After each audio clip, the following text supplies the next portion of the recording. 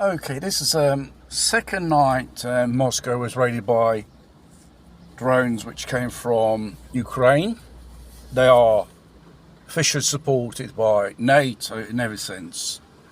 So it's a direct attack on the heartland of Russia, on the outskirts of Moscow, on civilian targets.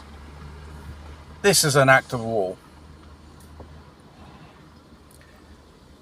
And obviously Putin's been threatening and warning the West, be careful because we're going to defend our lands and our people with nuclear weapons. While Victoria Nuland, which was promoted, the warmonger of all, she's been preparing this war with Russia and the West since 2014. What could be the repercussions? NATO are planning wars, drawing up war plans with their allies to fight Russia. And God knows what could be the consequences to Europe. Because it's obviously the West are crazy enough to do a stunt, and thus dragging the whole Europe into a war.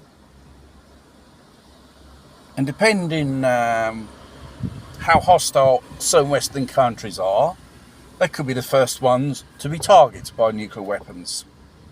Even though everyone won't survive such attack, even if they use tactical nukes of some type. But if the nukes start flying, people are dying, and that's for sure. And I don't think the people of the world don't want a nuclear war, all this ridiculous conflict to continue. They want it to stop. But it's our Western governments which keeps feeding the fire, and thus it continues fueling Kiev with money and weapons. They can boast they got a winning chance or not, but in the end, they'll be blowed up to kingdom come, them and us. Because Zelensky's been saying it for the last few days ago. Goes, Russia has a war on his doorsteps.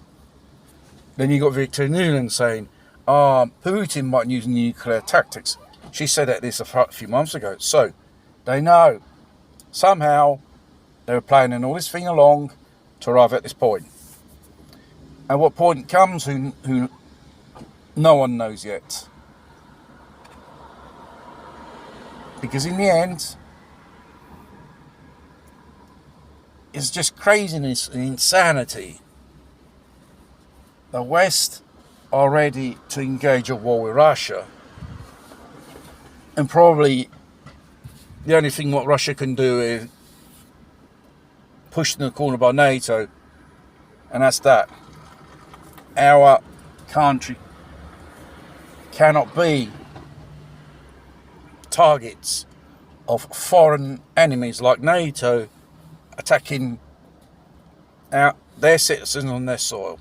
It's not unacceptable, because they're probably a legitimate nuke weapons going by the Constitution in these cases. And even if they try to kill the president, the West, regime change they've been invoking, game changer and all that rubbish, what could you have achieved? Someone more hawkish will replace him. And they can opt for the dead hand measure. If they find out who is the one who took out the president, they launch every single bugger in their silo, whether it's from air, sea or land. They will launch everything against the West.